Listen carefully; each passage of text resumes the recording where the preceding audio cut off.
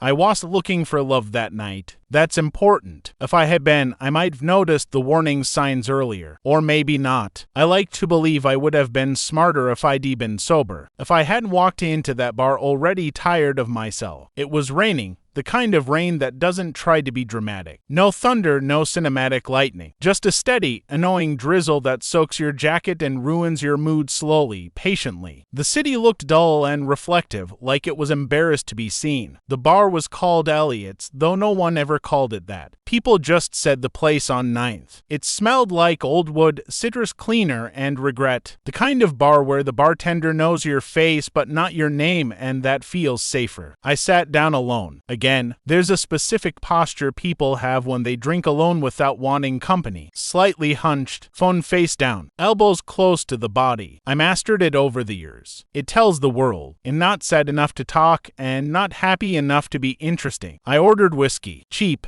Neat. That's when she laughed. It wasn't loud. That's why it caught me. A soft laugh, like she was trying not to interrupt the room but fail. It came from two seats to my right. I didn't look immediately. I waited. That's another thing I do. Delay reactions, like it gives me control. But eventually I turned my head. She was looking down at her glass, smiling at something someone had said. Her hair fell forward, catching the light from the bar like it had been waiting for it. She tucked it behind her ear without thinking. I remember noticing her hands first, long fingers, slightly nervous. She tapped the glass once, then stopped like she caught herself. She felt real, not polished, not trying. The man next to her said something else. She didn't laugh this time. She nodded politely, took a sip, and glanced away. Straight at me. Eye contact is dangerous. People underestimate it. It's not the look that matters, it's the second after. When neither of you looks away fast enough. She smiled, not wide. Curious. I raised my glass, a half salute. She did the same. That should have been the end of it. It never is. She moved one seat closer when the guy beside her went to the bathroom. Didn't ask, just slid over like gravity helped her. Is that good? She asked, pointing at my drink. It's honest, I said. Not good. She laughed again, softer this time. I like honest, she said. I'm tired of drinks that pretend to be something else. People too, I added, without thinking. She looked at me longer than necessary. Yet, she said, especially people. Her name was Lily. I told her mine. It felt strange saying it out loud, like I was reintroducing myself to a version of me that hadn't failed yet. We talk the way strangers do when neither wants the night to end, but both are pretending they don't care. About music, about how cities feel lonelier than they should, about how sometimes you stay in places too long because leaving feels like admitting defeat. She told me she had moved here by accident. I told her I never left on purpose. At some point, she rested her elbow on the bar and leaned closer. I could smell her perfume, subtle, warm, nothing sharp. The kind you only notice if someone is already close. You're very quiet, she said. I'm loud in my head. She smiled. I like that. The rain outside got heavier. The windows fogged. The bar felt smaller, like the world had politely stepped back to give us room. I noticed the way she listened, not waiting to speak, not scanning the room. Fully there. That alone felt intimate. Dangerous. When the bartender announced last call, neither of us moved. Do you want to go somewhere else? She asked. There are moments in life where you feel a door open. You don't know what's behind it, but you know that if you don't step through, you'll think about it for years. Yeah, I said, I do. Outside, the rain soaked us instantly. She laughed, really laughed this time, and grabbed my hand without asking. Her palm was warm, certain. We ran down the street like teenagers, ducking under a broken awning. She was breathless, hair sticking to her face. This is stupid, she said. I know, I said. She looked at me, rain dripping from her eyelashes. And for a second, everything felt terrifyingly right. I didn't know then that this night would become the reference point, the before, the thing I would measure everything else against. I just knew that I didn't want to let go of her hand, and that was enough to ruin me.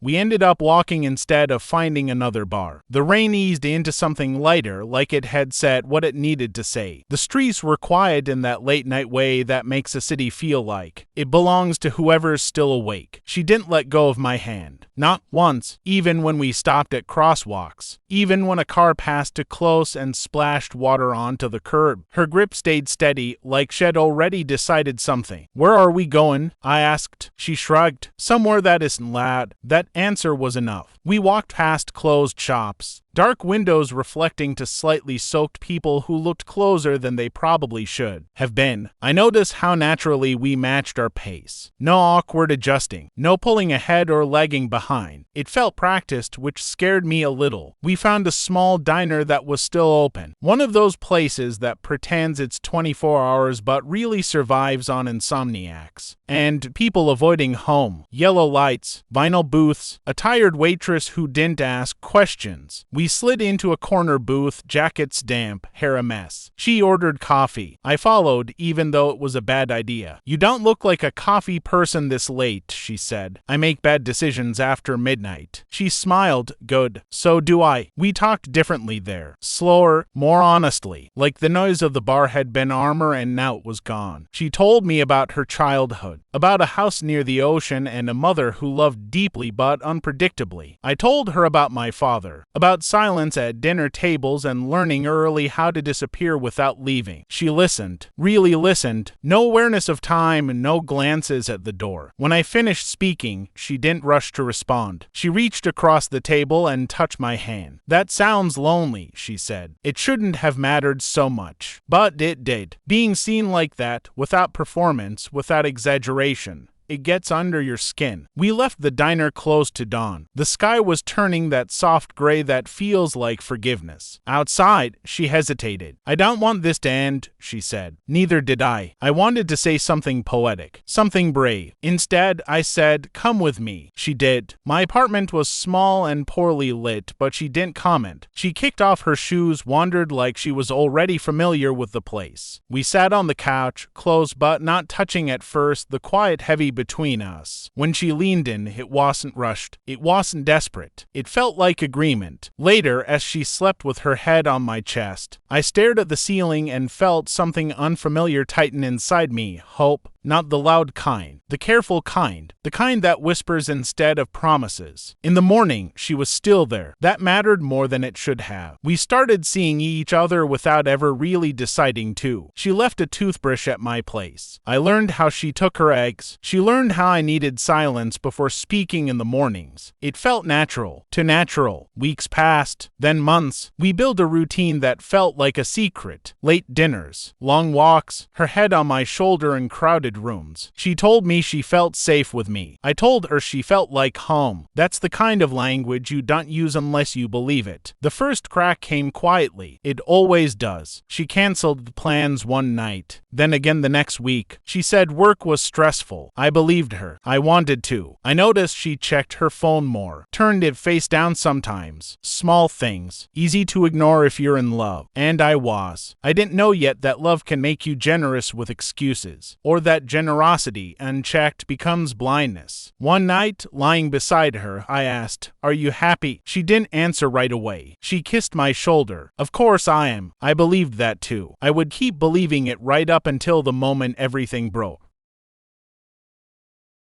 Love doesn't collapse all at once. It thins out. It changes texture. You only notice later when you try to remember when things last felt effortless. At first, it was just timing. Our schedules stopped lining up the way they used to. She stayed later at work. I waited up later at night. We still met, still kissed, still slept in the same bed, but something subtle had shifted, like music playing half a beat off. She grew quieter, not distant. That would have been easier, but inward. Her smiles still came, but they didn't linger. She laughed, but it felt borrowed. I started paying attention in ways I never had before. The way she angled her phone away from me, how she stepped outside to take calls, how she'd say someone's name, just a coworker, a little too casually. I told myself I was imagining things, that this was what happens when the initial rush fades and something steadier takes its place, that not everything needs to burn to be real. Still, doubt has weight. It sits in your chest even when you lie to yourself. One night, we went to a party at a friend's place. Music, drinks, to many people pretending they were happier than they were. Lily stuck close to me at first. Her hand found mine instinctively. For a while, I relaxed. Then I lost sight of her. her, not dramatically. Just a moment here, a moment there. I saw her across the room, laughing with someone I didn't recognize. A man, tall, familiar with her in a way that felt practiced. They stood too close, leaned in too often. I watched longer than I should have. When she noticed me looking, she smiled and waved. That smile hurt more than anything else. It was easy, unconcerned, like there was nothing to explain. On the way home, I didn't bring it up. Neither did she. Silence filled the car, thick and unfinished. "Do you trust me?" she asked suddenly. The question landed wrong. Too sharp, too early. "Yes," I said, after a pause that betrayed me. She nodded, like that settled something for her. She reached for my hand. I stared at the road and tried to convince myself I hadn't just failed a test I didn't know I was taking. The distance grew after that, not in space, but in presence. She was there, but not with me. Conversations fell shorter. Touches felt distracted. I started missing her while she was still sitting next to me. One afternoon,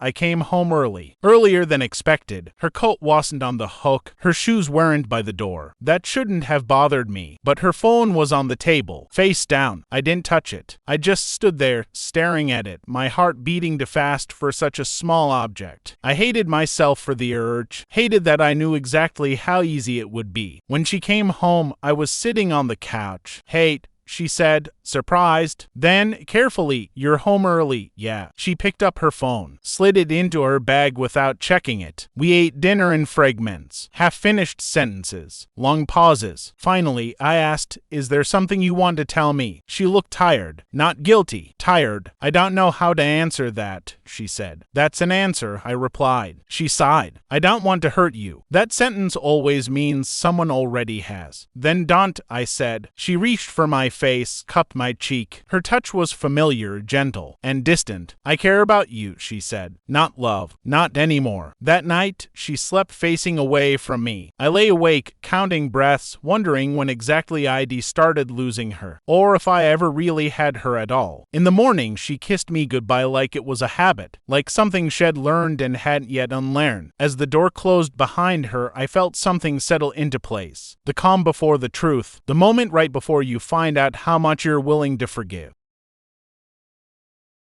I didn't plan to find out the way I did. I think that's important too. If I had gone looking, I could have told myself I deserved what I found. But it came to me, uninvited, like the truth usually does. It was a Tuesday. Ordinary. Forgettable. The kind of day that shouldn't change your life. She texted me in the afternoon. Said she'd be late. Again. No explanation this time, just a small apology at the end. I replied with okay. One word. Neutral. I stared at the screen longer than necessary, waiting for something else to appear. It didn't. I cooked dinner anyway. For two, habit is stubborn like that. By the time the food went cold, the apartment felt too quiet. I turned off the lights I didn't need, sat on the couch, waited. Around 10, my phone buzzed. Not from her. It was a message from an unknown number. "I don't know how else to do this," it said, "but you deserve to know." My chest tightened instantly. No confusion, just recognition. Another message followed. A photo. It took me a second to understand what I was looking at. A mirror selfie. A man's arm around a woman's waist. Her hair. Her jacket. The one I'd bought her because she said winters here felt cruel. The timestamp was from an hour ago. My hands went numb. I didn't breathe. I stared at the image until it stopped feeling real and started feeling permanent. Then the final message. "She's been seeing me for months. I didn't know about you until yesterday." Months. I laughed out loud. A short, broken sound that startled me. Months meant all those canceled plans.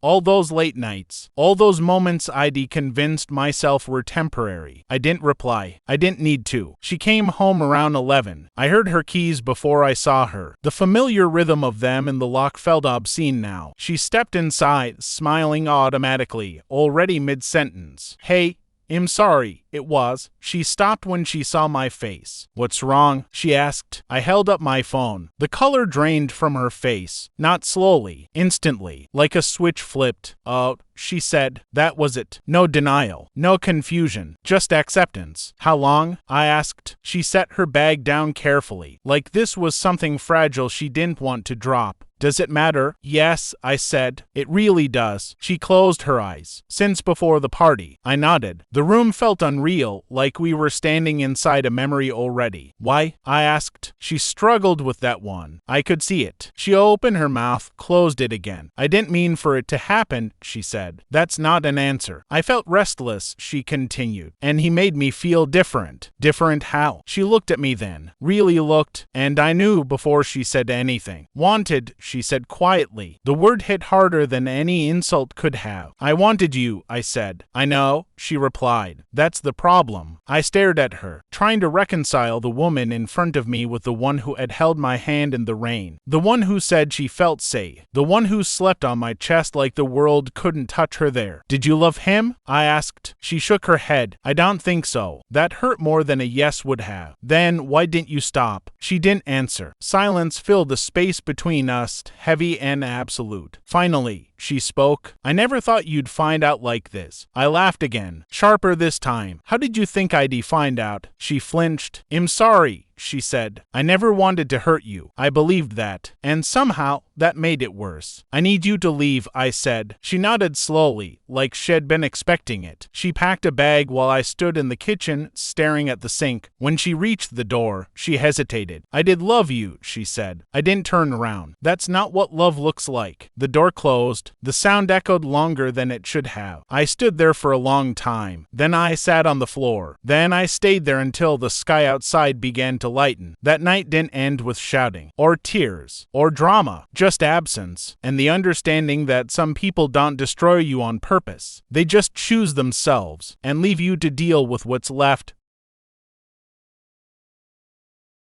The days after she left blurred together, not in a dramatic way, more like everything lost its edges. Time moved, but I didn't. I woke up. I went to work. I came home. I existed inside routines that no longer had meaning. Her things were still everywhere. A sweater on the chair, a mug she liked because the handle fit her hand just right. I didn't touch any of it at first. I moved around the apartment like it was a museum dedicated to something extinct. People asked how I was doing. I learned quickly that honesty made them uncomfortable, so I said fine and let the word do the work of a lie. At night, I replayed everything. Conversations, looks, silences. I dissected each moment, convinced there had been a point where I could have saved us if I'd been smarter, louder, more demanding. I wondered if love was supposed to require so much vigilance. I didn't hate her. That surprised me. I thought hate would be easier, cleaner, but what I felt was disappointment, stretched thin with longing. I missed her voice. I missed the version of myself that existed when I thought I was chosen. One evening, I finally gathered her things into a box, not to give them back, just to make space. When I reached the jacket, the one from the photo,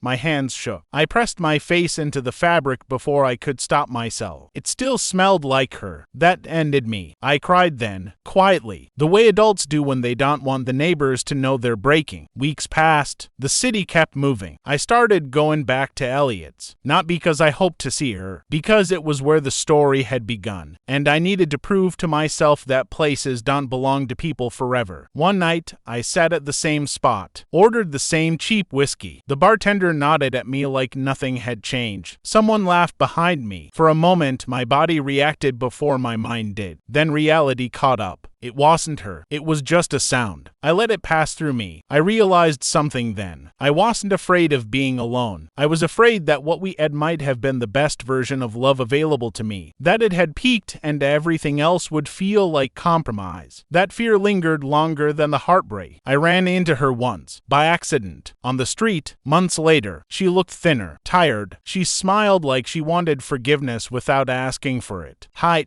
she said. Hi, I hope you're okay. I am, I said, and for the first time it wasn't a lie. She nodded, hesitated, then walked away. I didn't watch her go. That felt like progress. I learned how to be alone again, slowly, painfully, but honestly. I learned that love doesn't fail because one person isn't enough. It fails because sometimes one person wants more than they're willing to protect. Still, something unfinished remained. Not anger, not hope, a question. Would I do it again, knowing how it ends? The answer came quietly, yes, because even now, I'd rather be the person who believed in something real than the one who never risked being broken.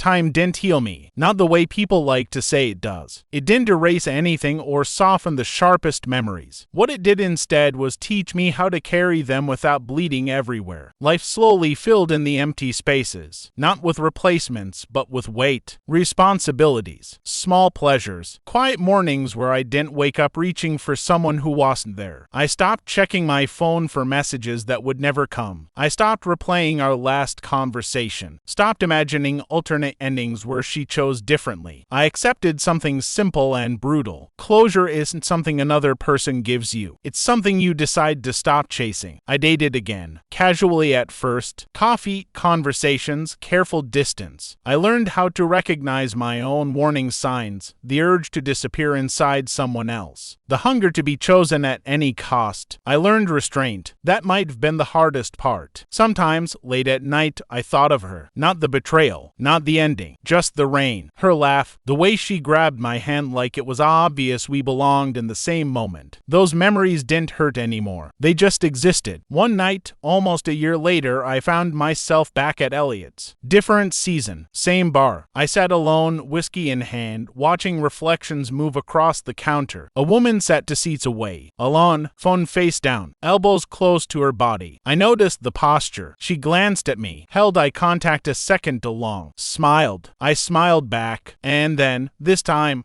I looked away, not because I was afraid, but because I finally understood something. Love isn't the story of how you meet someone, or how deeply you feel, or how much you're willing to endure. It's the story of what happens when desire meets integrity, and when it doesn't, no amount of intensity can save it. I finished my drink, paid, stepped outside. The city was quiet. The rain had stopped. The street lights reflected off the pavement like nothing had ever happened there at all. I walked home alone, not empty, not bitter, just whole enough to know that the love I lost didn't define me. It revealed me. And next time, because there would be a next time, I wouldn't confuse being wanted with being chosen. I'd wait for both,